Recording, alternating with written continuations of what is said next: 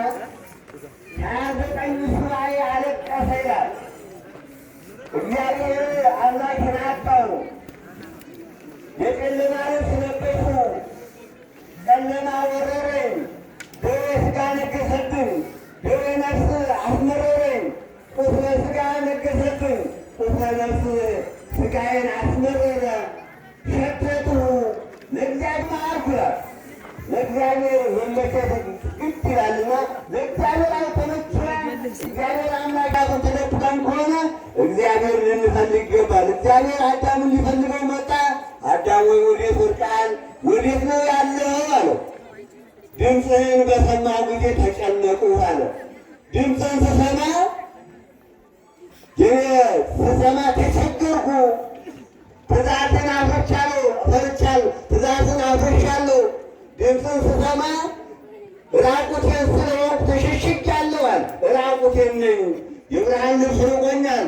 ሰባቱ ሀብተ ጸጋ የሰጠኝ ሰባቱ ጸጋ የጸጋ ሀብተ ጸጋ ከኔ ተገፈው ሄደዋል። ራቁቴን ሆኛለሁ።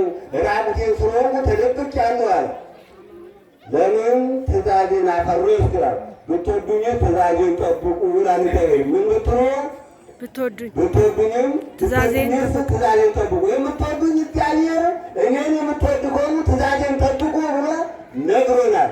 ስለዚህ አዳም እግዚአብሔር አምላክ በሐሙስ ዕለት ወበፈቃደ ዕለት ተወለድ ተወለድከ 5 ቀን ተኩል ሲሞላ እነሆ አድንሃለሁ፣ ወደ ቀደመ ክብር መልስሃለሁ፣ ከወደቅክበት አነሳሃለሁ፣ ከረከስክበት እቀድስሃለሁ፣ በኃጢአት ቁስል ቆስለሃል፣ በሥጋ ቁስል ቆስለሃል፣ ከዚህ አክምሃለሁ ሲል እግዚአብሔር ቃል ኪዳኑን ገባለት፣ እንባውን አበሰለት።